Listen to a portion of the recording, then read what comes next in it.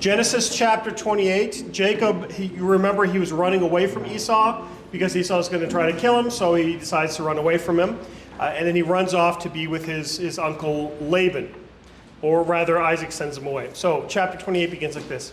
Then Isaac called Jacob and blessed him and directed him. You must not take a wife from the Canaanite women.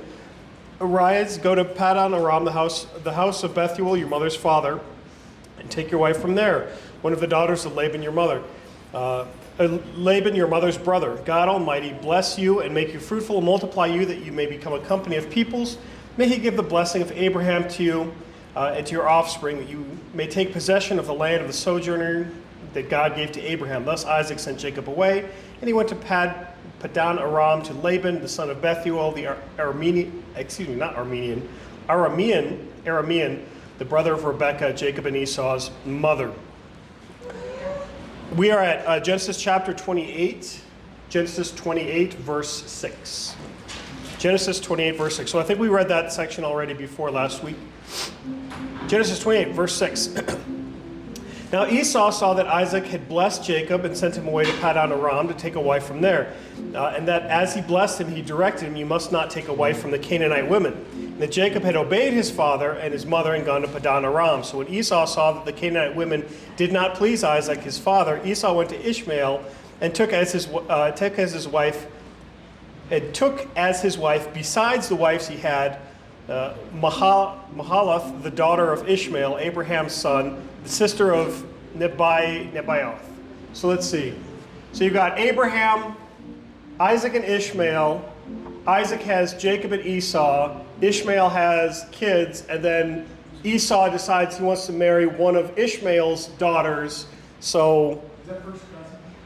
yeah, I'm not entirely. We have because through different moms, but through the same father. So Esau's doing great. He's already got multiple wives at this point, and he's like, "Oh, this thing that Jacob's not supposed to do. Okay, well, I guess I can marry, I'll marry the Ishmaelites or whatever." It's just, you'll notice this is one of those sections in the Bible where people have multiple wives, and it's not that God commanded it, but that they decided to do this on their own. This is not the Bible endorsing polygamy. This is the Bible describing what happens when polygamy happens. Throughout the Bible, whenever it happens, it doesn't end well. But I'm sure this is going to end really well for him.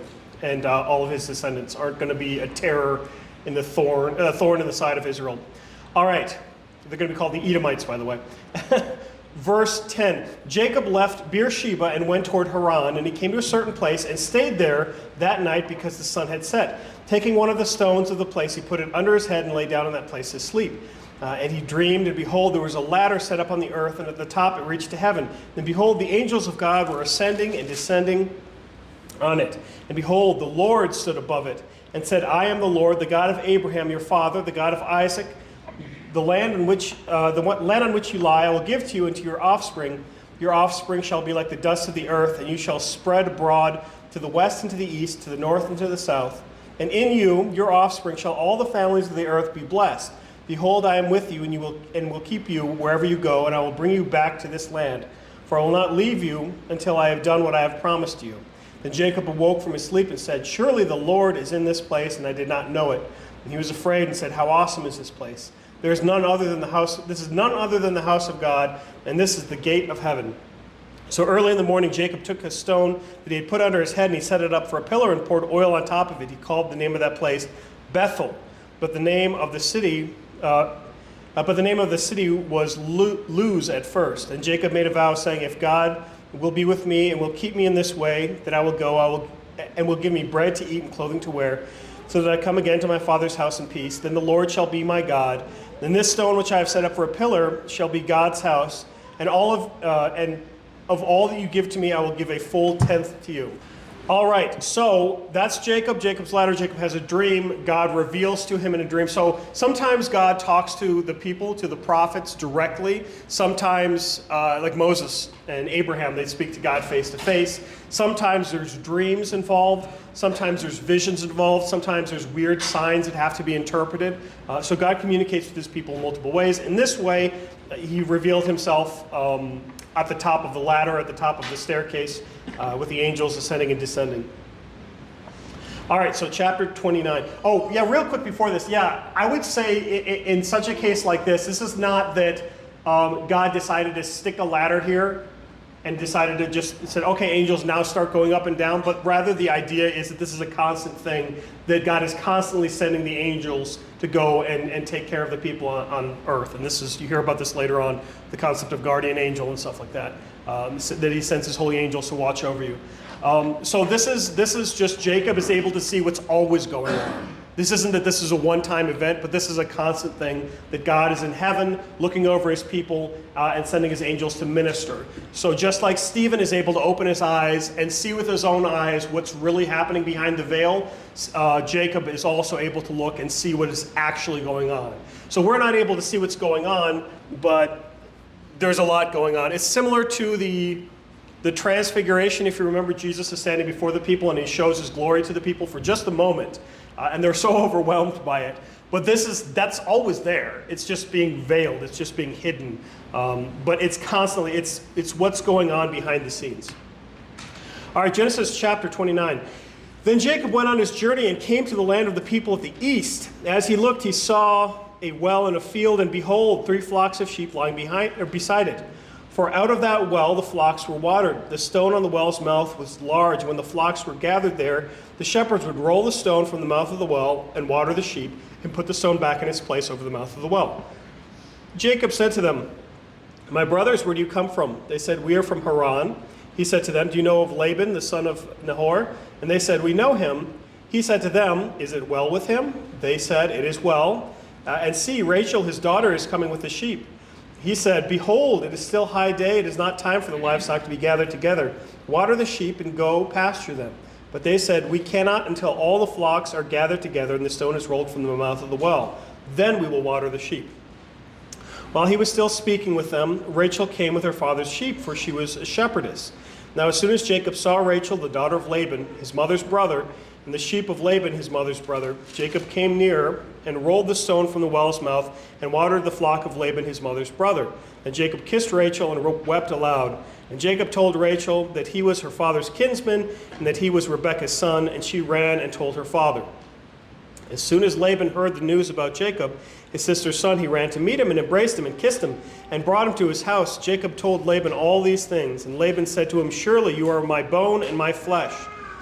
And he stayed with him a month. So that's a familiar saying if you remember Genesis. Your family. Then Laban said to Jacob, "Because you are my kinsman, should you therefore serve me for nothing? Tell me, what shall your wages be?" Then Laban had 2 daughters. The name of the older one was Leah, and the younger one was Rachel. Leah's eyes were weak, but Rachel was beautiful in form. I don't know what that means. Her eyes were weak. Is she like cross-eyed or something? Or just like, I don't know, what her eyes were weak. But Rachel was beautiful in form and appearance. Jacob loved Rachel, and he said, "I will serve you 7 years for your younger daughter Rachel." Laban said, "It is better that I give her to you than I should give her to any other man, so stay with me."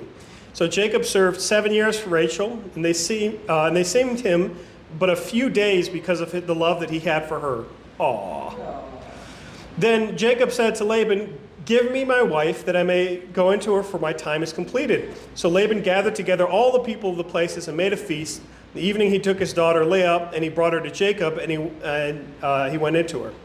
Laban gave his female servant Zilpah to his daughter Leah to be her servant. And in the morning, behold, it was Leah.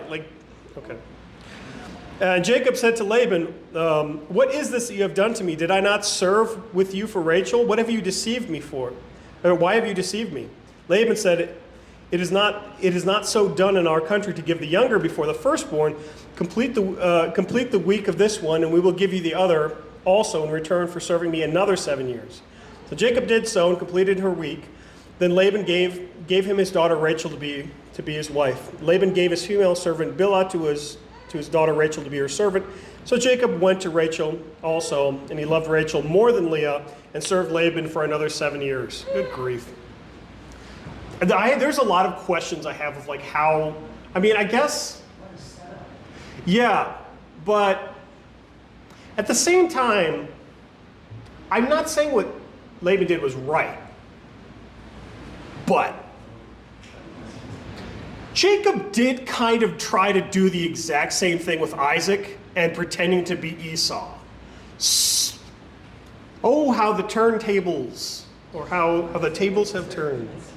How the turntables indeed. There's a little bit of, I mean, it's messed up. It is messed up. But to be fair, what Jacob did was messed up too. So there is some irony in this. And of course, Laban wouldn't have known about the trick either. But yeah, imagine he's like, hey, I want to marry Rachel. 14 years later, okay, now you can marry her. It's like, oh, good grief. You can make a lot from the 7 years if you really want to. 7 years. You're going to find that this isn't Genesis yet. You don't have any of the things given to Moses. Moses doesn't exist yet. You don't have any of these laws given to Moses where it's talking about every 7 years is a jubilee year and all this other stuff. But you'll know that throughout the Bible, seven is often used as kind of a time of completion or whatever. There's 7 days in the week, and then the week is complete. There's 7 years in the jubilee year. It's after those 7 years. After 7 years of 7 sets of 7 years, the year after that, the 50th year, I believe, that's a jubilee year, or it's every 7 years. I don't remember. That'll be in Exodus. Anyways, so you can draw that they're understanding that 7 is an important number. This is going to come up later. So once again, I reiterate, although Jacob took 2 wives, God never commanded him to do so. Now, you could debate over what should have happened here. Jacob, having been with Leah, should have taken her as his wife and should have been happy with her as his wife. That would have been his wife, and not maybe what he wanted, but what he was given. Instead, he kept fighting for what he really wanted, which was Rachel. It's complicated. Yeah, we'll keep going because what was that? Oh, yeah, we'll keep going because this is only going to get more complicated. So yeah, he gets Leah after 7 years. He serves for 7 more years. He gets Rachel. Let's see. Happy household with 2 sisters who are both married. Oh yeah. Well, everybody knows that sisters get along very well.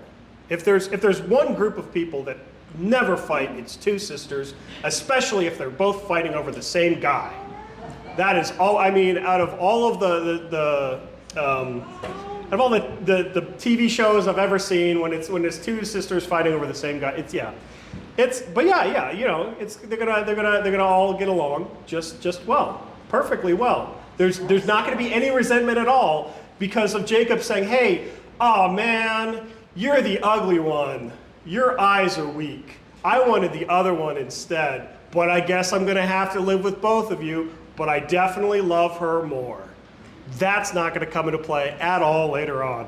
I mean, it worked so well when Abraham had two wives of his own, so or a wife, or Sarah and was it Hagar? Sarah and Hagar. Thank you.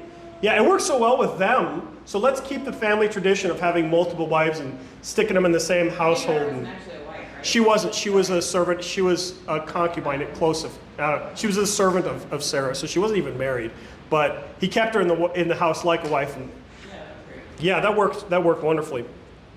Chapter 30. When Rachel saw that she bore Jacob no children, she envied her sister. Okay, so this is already going well. Wait. Chapter. Yeah. Oh yeah. I see. Oh, okay. Oh, let me go back. Yeah. Chapter 29, verse 31. Verse 30, he loved Rachel more than Leah and served Laban for another 7 years. Verse 31, when the Lord saw that Leah was hated, he opened her womb, but Rachel was barren. So God has mercy on Leah. And Leah conceived and bore a son, and she called his name Reuben, for she said, because the Lord has looked upon my affliction, for now my husband will love me. She conceived again and bore a son, and said, because the Lord has heard that I am hated, he has given me this son also. And she called his name Simeon. And again she conceived and bore a son, and said to him, now this time my husband will be attached to me, because I have borne him 3 sons, and his name was called Levi. And she conceived again and bore a son, and said, this time I will praise the Lord. Therefore she called his name Judah. Then she ceased bearing. So these individuals are going to be extremely important going forward. So you're already probably recognizing their names as the names of the 12 tribes of Israel. Now Jacob, his name gets changed later on to Israel, This is where the 12 tribes come from. They come from the 12 sons. So here are these sons. This is so. Now my husband will love me. He hates me. I keep bearing him children. But after all of these children, now maybe he'll love me. I'm like, ugh. This is like the family dynamic here. Jerry Springer had not yet been invented, but it would have done numbers.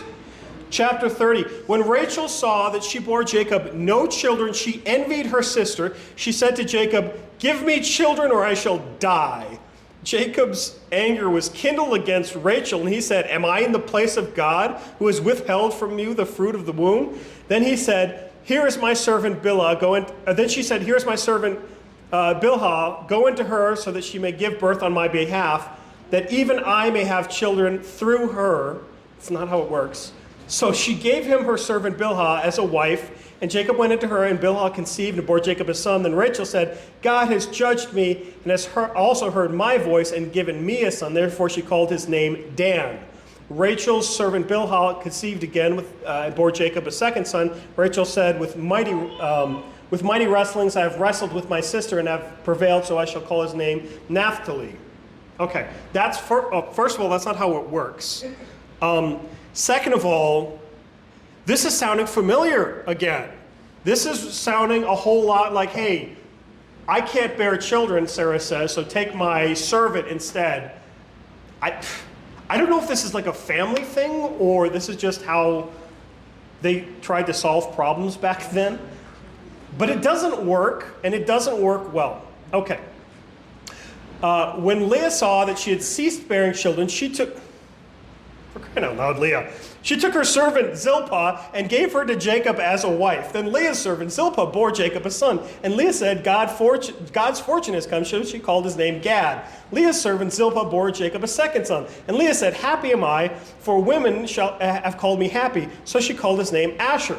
Okay, again, if you were thinking, well, Leah's the responsible one, no, this is obviously a family sickness that that they keep. You would think that they would learn, but no. And let it not be said that Jacob is let off the hook either. This guy at this point has 4 wives, and he was supposed to have 1. So this is kind of on. It's not like, oh, I couldn't help it, God. I just had 4 wives, and each of, she wasn't having kids, so I had to have kids with, I had to have another wife. And she stopped having kids, so I had to have another one. And the absolute audacity of him to yell at Rachel and say, "How is it my fault you're not having children? God is the one who gives children." And then for him to then go and say, "Well, I have to have more children with other wives," and stuff like that. Like, okay, what happened to you trusting in God to give you children with the wife that is actually supposed to be your wife? So Jacob, he is, well, this is Jacob, the heel grabber. You remember, he's a sneaky guy to begin with. All right, let's keep going, because obviously all this behavior turns out perfectly well. Verse 14. In the days of the wheat harvest, Reuben went and found mandrakes in the field and brought them to his mother Leah. Then Rachel said to Leah, "Please give me some of your son's mandrakes." But she said to her, Is it a small matter that you have taken away my husband? Would you take away my son's mandrakes also? Rachel said that he may lie with you tonight in exchange for your son's mandrakes. When Jacob came from the field that evening, Leah went out to meet him and said, "You must come in to me, for I have hired you with my son's mandrakes." So he lay with her that night, and God listened to Leah, and she conceived and bore Jacob a 5th son. Leah said, "God has given me my wages because I gave my servant to my husband." So she called his name Issachar. Okay, this is continuing to just go so well. This is how a marriage works. Like, hey, you want to, like, Rachel, Leah, what are you doing? And also Jacob, what are you doing? What is your problem? Yeah. The wife comes up to the husband and says, "Hey, your other wife hired me. I paid her off so I can be your wife for tonight." Yikes.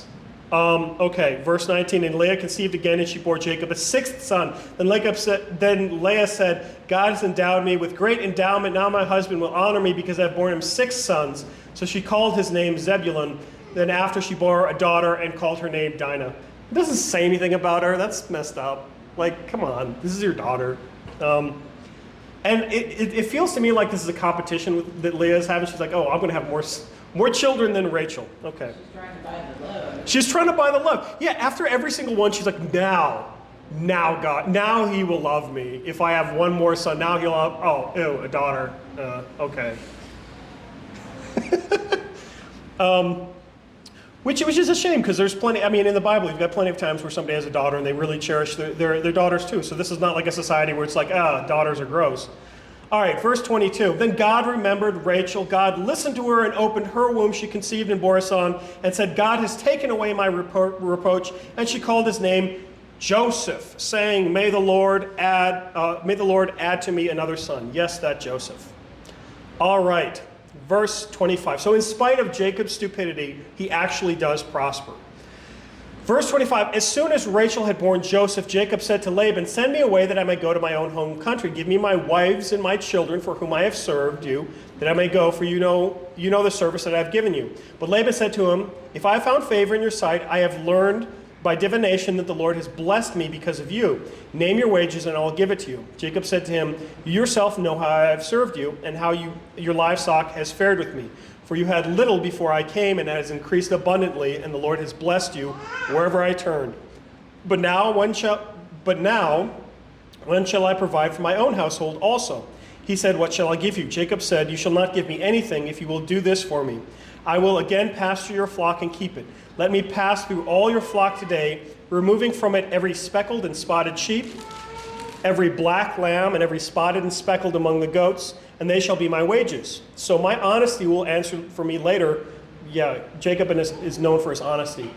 For my honesty will answer for me later, even when you come and look into my wages with you. Everyone that is not speckled and spotted among the goats and the blacks among the lambs, if found with me, shall be counted stolen. Laban said, good. Let it be as you have said. But when Laban removed the male goats that were striped and spotted, and the female goats that were speckled and spotted, then every one that had white on it, and every lamb that was black, and put them in charge of his sons, and he had set a distance of 3 days' journey between himself and Jacob, Jacob pastured the rest of Laban's flocks. So he takes all these. So Laban's a great guy too. He takes all of the sheep and the goats and stuff that Jacob is supposed to get, and he moves them out of the flock 3 days away, and says, "Okay, yeah, go ahead, go through my flock and take all the ones that are spotted and speckled and striped and everything like that."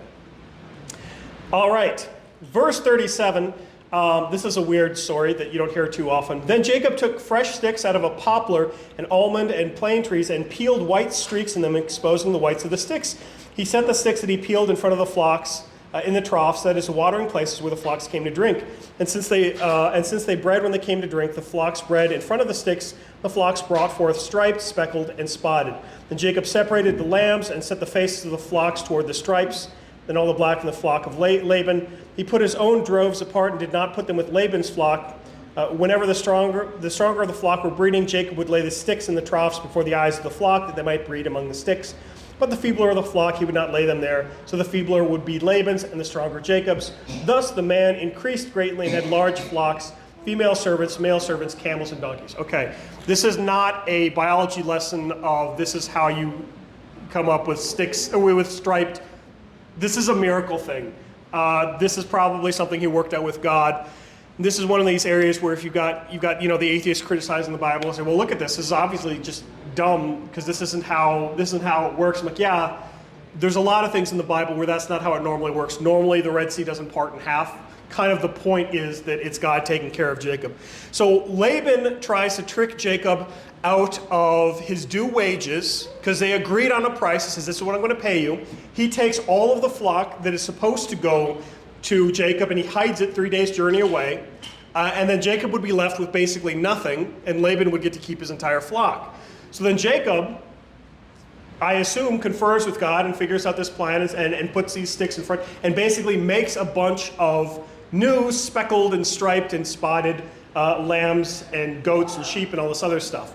And he does it specifically by picking out the strongest of the flock. So he doesn't just get the ones that happen to have a certain coloration. He specifically gets the best of the flock, the offspring of the best of the flock. So Jacob tries to take advantage here and does not succeed. Laban? Or Laban, yes, correct, yes. So Thank you. how long does this, I mean, this was not a, okay, we're leaving. Yeah, it sounded like it sounded like it was going to be like we're going to leave right now, but no. So this must have taken a while. First of all, Laban takes all of the goats that should go to Jacob and moves them 3 days journey away. So that's at least 3 days. But then there's enough time for them to go and breed for Jacob to breed a bunch of livestock. So there weren't any particular rush here, it seems.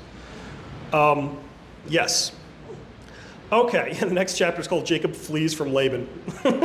There's two chapters ago was Jacob Flees from Esau. All right, chapter 31. Now Jacob heard that the sons of Laban were saying, Jacob has taken all that was our father's, and from what was our father's, he has gained all this wealth. And Jacob saw that Laban did not regard him with favor as before. Then the Lord said to Jacob, return to the land of your fathers and to your kindred, and I will be with you. So yeah, Laban tries to trick Jacob and cheat him. Jacob gets the upper hand. Laban is angry. Again, wonderful family dynamic here. If you want to contrast this to other religions where you've got like Muhammad, and everything he ever does and everything he ever says is perfect and righteous and wonderful. In here in the Bible, you've got the heroes of the Bible a lot of times are flawed is an understatement. They're thieves and murderers and adulterers, and then that's just David. But Solomon also has problems, and Abraham has problems, and Noah is a drunk, and Moses has anger problems, and Jacob is a sneak, and Laban is a cheat. And and God still uses them to wonderful purpose. Did you have a question or comment? Okay.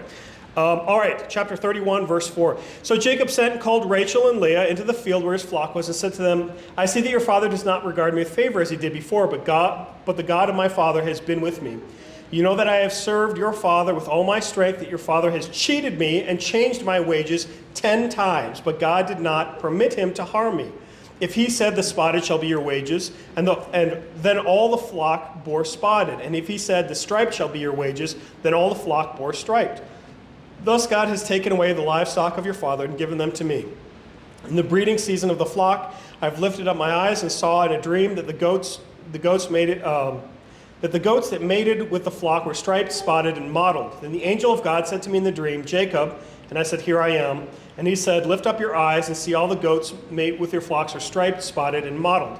For I have seen what Laban is doing to you. I am the God of Bethel, where you anointed the pillar and made a vow to me. Now go, arise from this land and return to the land of your kindred. And Rachel and Leah answered and said to him, is there any portion or inheritance left to us in our father's house? Are we regarded by him as foreigners? For he has sold us, and he has indeed devoured our money.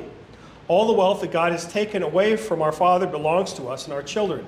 Now then, whatever God has said to you, do. So Jacob arose and set his sons and his wives on camels. He drove away all his livestock, all his property that he had gained, the livestock in his possession, and he acquired on Padan Aram to go to the land of Canaan to his father Isaac. So remember, at this point, he's been gone for decades.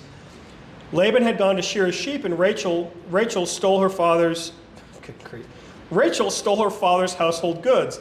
And Jacob tricked Laban, the Aramean, by not telling him that he intended to flee. Then he fled with all that he had, and he arose and crossed the Euphrates and set his face toward the hill country of Gilead. When it was told of Laban on the third day that Jacob had fled, he took his kinsman with him and pursued him for 7 days, following close after him in the hill country of Gilead. But God came to Laban the Aramean in a dream and said to him, be careful not to say anything to Jacob, either good or bad. And Laban overtook Jacob. Now Jacob had pitched his tent in the hill country, and Laban was with his kinsmen, pitched tents in the hill country of Gilead. And Laban said to Jacob, what have you done? You have tricked me and driven away my daughters and like captives of the sword. That's not what happened.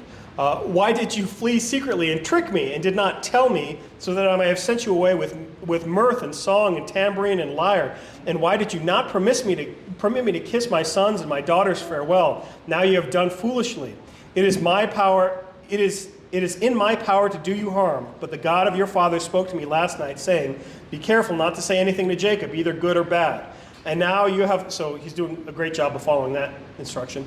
And now you have gone away because you longed greatly for your father's house. But why did you steal my gods? Interesting. Jacob answered and said to Laban, because I was afraid, for I thought you would take your daughters from me by force. Anyone with whom you find your gods shall not live. In the presence of our kinsmen, point out what I have that is yours, and take it. Now Jacob did not know that Rachel had stolen them. Okay, I misread something in verse 19. Laban had gone to shear sheep, and Rachel stole her father's household gods, not household goods. It's interesting that you can steal a god and put him in your pocket and leave. So Laban was not being a particularly faithful Yahwist, worshiper of Yahweh.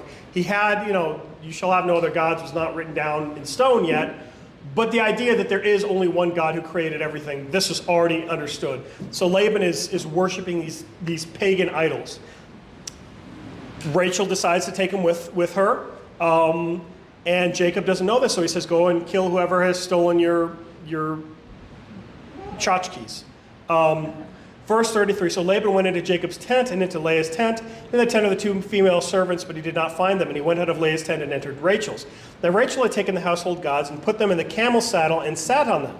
Laban felt all about the tent, but did not find them, and she said to her father, let not my lord be angry that I cannot rise before you, for the way of women is upon me. That's a phrase. So he searched, but did not find the household gods. Then Jacob became angry and berated Laban. Jacob said to Laban, what is my offense? What is my sin that you hotly pursued me? For you have felt through all my goods, and what have you found of your household goods? Set it before my kinsmen and your kinsmen, that they may decide between us two. These 20 years I have been with you. Your ewes and your female goats have not miscarried, and I have not eaten the rams of your flocks. What was torn by wild beasts I did not bring to you. I bore the loss of it myself. From my hand you required it, whether stolen by day or stolen by night. There I was. By day the heat consumed me, and the cold by night. And my sleep fled from my eyes. These 20 years I have been in your house. I have served you 14 years for your 2 daughters, and 6 years for your flock, and you have changed my wages 10 times. If the God of my father, the God of Abraham, and the fear of Isaac had not been on my side, surely now you have sent me away empty-handed. God saw my affliction and the labor of my hands, and rebuked you last night. So Jacob is not happy. Then Laban answered and said to Jacob, the daughters are my daughters, the children are my children, the flocks my flocks, and all that you see is mine. But what can I do this day for these my daughters and for their children whom they have borne? Come now, let us make a covenant, you and I, and let it be a witness between you and me. So Jacob took a stone and set it up as a pillar, and Jacob said to his kinsmen, gather stones, and they took stones, and they made a heap, and they ate there by the heap. Laban called it Jegar Sahadutha, but Jacob called it Galeed. Laban said, this heap is a witness between you and me today. Therefore they named it Galeed and Mizpah. For he said, the Lord watch between you and me when we are out of one another's sight. If you oppress my daughters, if you take wives besides my daughters, although no one is with us, see, God is witness between you and me. Then Laban said to Jacob, see this heap and the pillar which I have set between you and me. This heap is a witness, and the pillar is a witness, that I will not pass over this heap to you, and you will not pass over this heap and pillar to me, to do harm. And the God of Abraham, the God of Nahor, the God of their father, judge between us. So Jacob swore by the fear of his father Isaac, and Jacob offered a sacrifice in the hill country and called his kinsmen to eat bread. They ate bread and spent the night in the hill country. Early in the morning, Laban arose and kissed his grandchildren and his daughters and blessed them. Then Laban departed and returned home. Okay. Could have been a lot worse. There's a bit of arguing. They decide to say, okay, here's this pillar. I'm not going to come over on your side of the world and kill you. You're not going to come kill me. You're not going to take other wives, right? All right, you're not going to chase after me, that sort of thing. So they at least agree to get along through a covenant. And covenants aren't only made by God. Covenant is a contract that has a death sentence applied to it. That's why covenants are cut. Covenants are not written. But this is a very serious thing that they've set up between the two of them, that they're going to get along, that their offspring are going to get along. All right, I'm going to stop there because there's some really fun things in the next chapter, and I want to spend some time on them. Jacob goes back to Esau, and then Jacob wrestles with God, which I've got a bit to talk about there because it's a really fun story if you look at the details. But with that, let's close with the doxology.